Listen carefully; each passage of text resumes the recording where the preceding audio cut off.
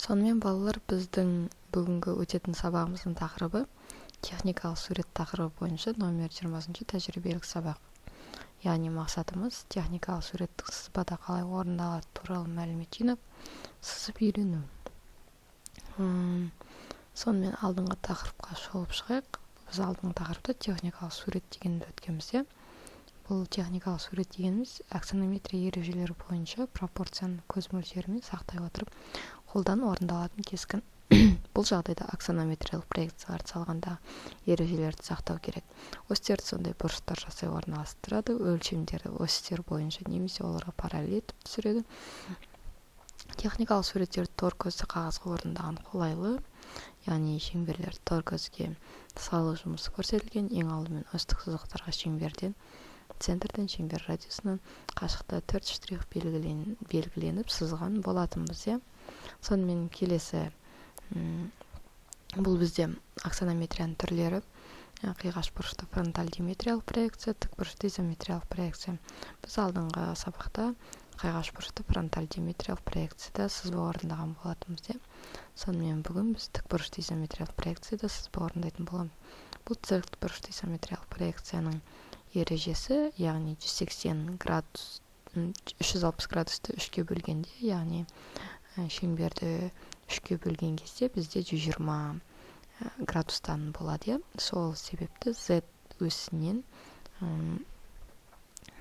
Y өсіне қарай 120 градус, және Z өсінен X өсіне қарай 120 градус. Z өсін 90 градус етіп аламыз. Сонымен келесі, бізде бұл проекцияда қиғаш бұрышты фронталь диметриялық аксонометрияда сызылған бейнені көріп тұрмыз. Бұл бейнені біз қазір қиғаш изометриялық, тікбұрышты изометриялық проекцияда сызатын боламыз.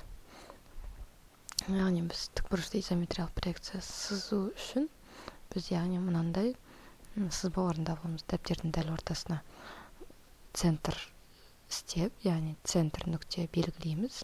Одан төбеге қарай Z өсін белгілейміз.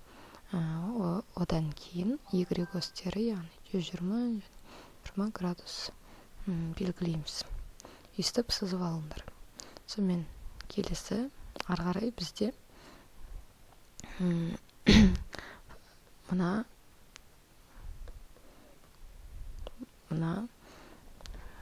неміз проекциямыздың, яғни бұл жерде бізде фронталь, горизонталь және профиль проекциялары белгіленген. Бұл детальдің біз ең алғаш горизонталь проекциясын орындаймыз. Бұл жерде горизонталь проекциясының ұзындығы 20 мм, ал ені 15 мм екен көріп тұрмыз. Сонымен мен мына жерде уже белгілеп алдым. Яғни мына жерде бізде мынау X өсі, мынау Z өсі, яғни мына жерде бізде Z өсі бұл, ал мынау X, мынау және Y өсі болып келеді. Мына X өсіне біз горизонталь проекцияны белгілеп алдық. Келесі бізде не болып келеді? Келесі біз фронталь проекциясын орындаймыз. Яғни фронталь проекциясы бізде мынандай ұзын, яғни қанша сантиметр деп ойлайсыңдар. Яғни ұзындығы 25 болса, оның астыңғы деталі бөлінген жері 5 мм. Яғни 25-тен 5 алып 20 мм. Бізде мынау 20 мм болып келеді.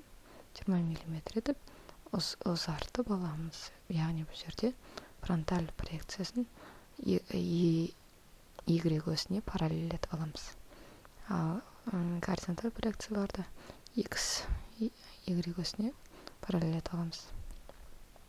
Яғни мына жерде келесі бізде мына күші тұрған 5 мм-ді сызуымыз керек.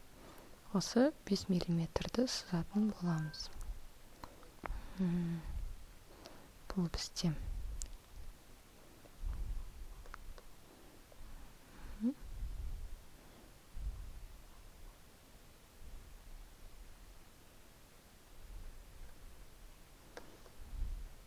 мм сызамыз.